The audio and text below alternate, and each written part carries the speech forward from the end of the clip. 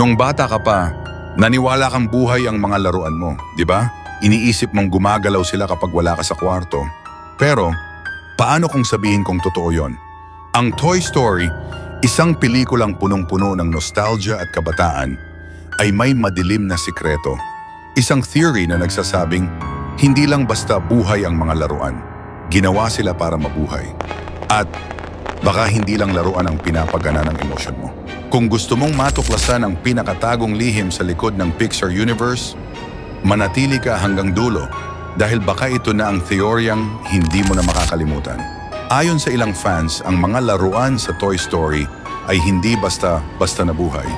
Sila ay produkto ng isang eksperimento na may layuning buhayin ang walang kaluluwang bagay. Gamit ang emosyon ng bata bilang enerhiya, isipin mo si Woody, hindi siya ordinaryong laruan. Wala siyang katulad sa kahit anong tindahan. Parang prototype, isang special model. Si Sid, tandaan mo siya? Yung batang nagdurog at nag-disassemble ng mga laruan? Siya lang ang halos nakadiskubre ng sikreto. Kaya siya nawala, hindi literal pero mentally. Parang may pinarusahan sa kanya. Si Andy, parang normal na bata. Pero bakit ganun kalalim ang attachment niya kay Woody? May teoryang nagsasabing si Andy ay subject ng isang classified emotional energy experiment. Ang bawat halakhak, iyak at takot niya ay nagiging gasolina ng consciousness ng mga laruan. Hindi aksidente, isa siyang test subject. At si Woody ang pangunahing collector ng emosyon niya. Kaya't noong iniwan siya ni Andy, unti-unting nawala ng saysay si Woody. Tulad ng isang robot na nawala ng baterya. Pero teka lang, hindi lang si Andy. May mas malakas pa, mas emotionally powerful at siya ang pinalit kay Andy. Si Bonnie, tila mas malakas ang imagination. Pero baka hindi lang imagination yon. Sa Toy Story 4, pinakilala si Forky, isang basurang tinapala ng googly eyes at biglang nabuhay. Basura, nabuhay. Isa lang ang pwedeng dahilan, energy transfer. Si Bonnie ay generator ng emotional energy na kaya nang bumuhay ng kahit anong object. Parang si Boo sa Monsters Inc., di ba? Yes, may theory ring nagsasabing si Bonnie at si Boo ay iisa. Sa alternate universe ng Pixar, pareho silang mga bata na may kapangyarihang tumagos sa pagitan ng mundo ng tao at ng nilalang. Kung nagugulat ka na ngayon, hintayin mong marinig kung sino ang nasa likod ng lahat ng ito.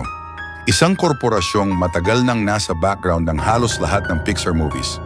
By and Large o BNL, isang corporation na paulit-ulit lumalabas sa Pixar films.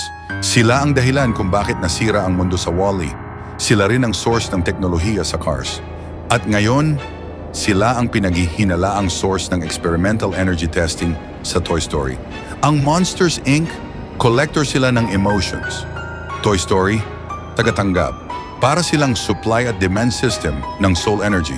At tayong mga manonood, ang test subjects, kasi tayo ang pinapaniwala na ang Pixar ay kwento lang. Pero ang totoo, isa itong coded map ng isang dark universe. Simula pagkabata, sinanay tayong maniwala na ang mga laruan ay kaibigan natin. Pero paano kung ang attachment mo ay bahagi ng isang mas malaking plano?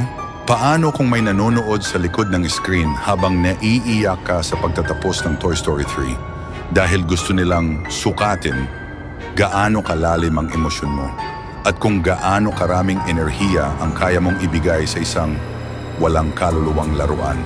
Kung gusto mo pa ng ganitong klaseng dark theories sa mga paborito mong movies, huwag mong kalimutang mag-subscribe sa channel natin, i-like ang video at i-share sa isang Pixar fan na kilala mo. Ikaw, naniniwala ka bang buhay ang mga laruan mo noon? Ikwento mo sa comments, baka pareho tayo ng karanasan.